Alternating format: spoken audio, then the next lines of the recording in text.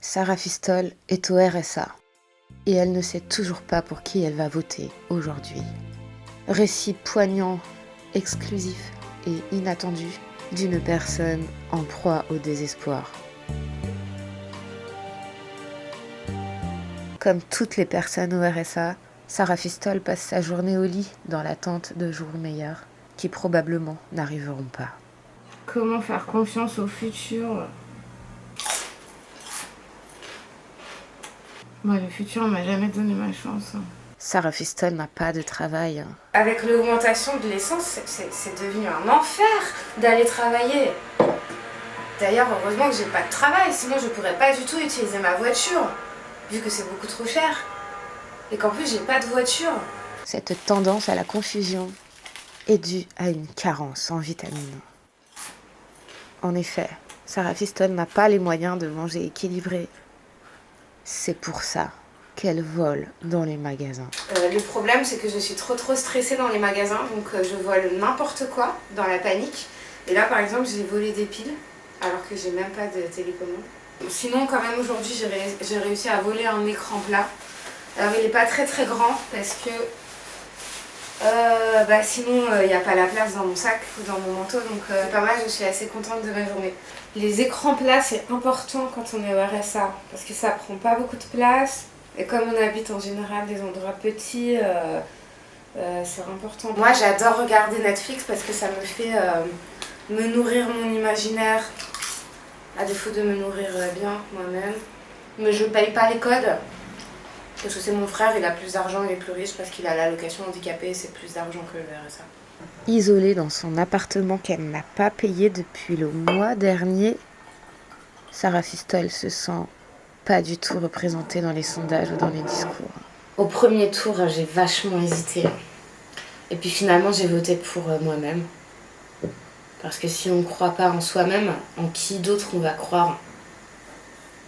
J'ai lu ça dans un blog. Très loin des médias mainstream. D'un côté, j'hésite à voter Macron pour faire barrage à Le Pen.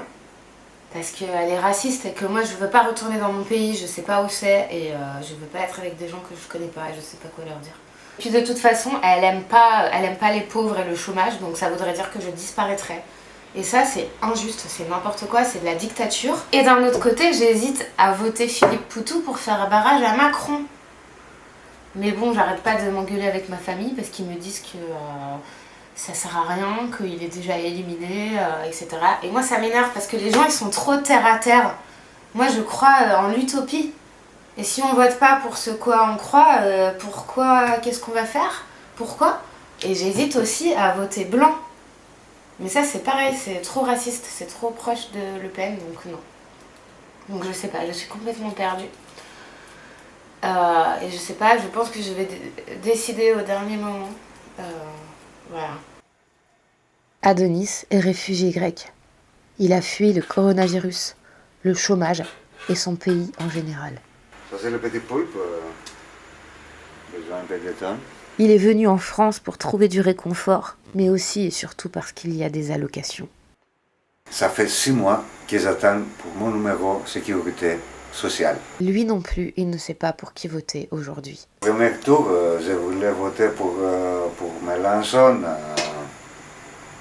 mais il est perdu, c'est trop dommage. De toute façon, il n'a pas le droit de vote en France. Par téléphone, en 2021, Sarah Fistol lui a fait miroiter un travail. Malheureusement, elle n'avait pas les moyens de le payer et il s'est retrouvé coincé chez elle à faire la cuisine. Pour se faire pardonner de cette banqueroute, elle s'occupe de faire ses papiers administratifs. Cette existence quasi souterraine a poussé Sarah Fistol dans la fraude. La fraude aux allocations lui permet d'arrondir ses fins de mois. Il y a peu de gens qui le savent, mais on peut frauder la CAF. Il suffit de déclarer des naissances. Ils adorent quand il y a des nouveaux enfants. Ils doivent trouver ça mignon, je sais pas. En tout cas, ils donnent beaucoup plus d'argent. En plus, plus vous avez d'enfants et plus vous avez de points pour les logements sociaux.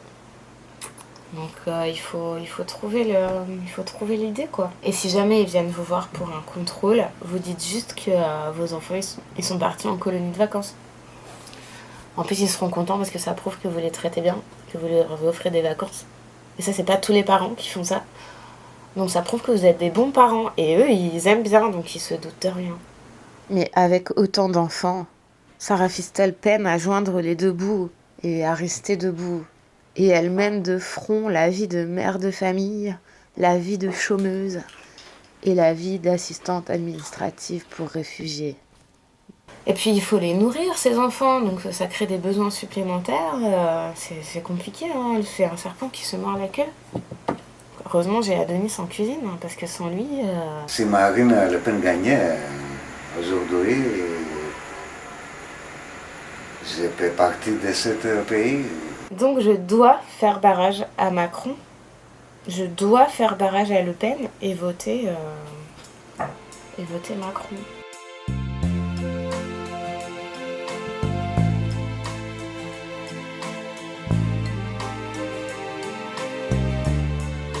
Mais attention, hein, ça veut pas dire que je l'aime.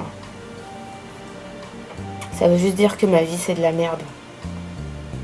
Que ce soit bien clair. Est-ce que sa voix aura un impact aujourd'hui? Est-ce que le futur lui tendra les bras? Adonis devra-t-il rentrer dans son pays? Vous le saurez bien vite.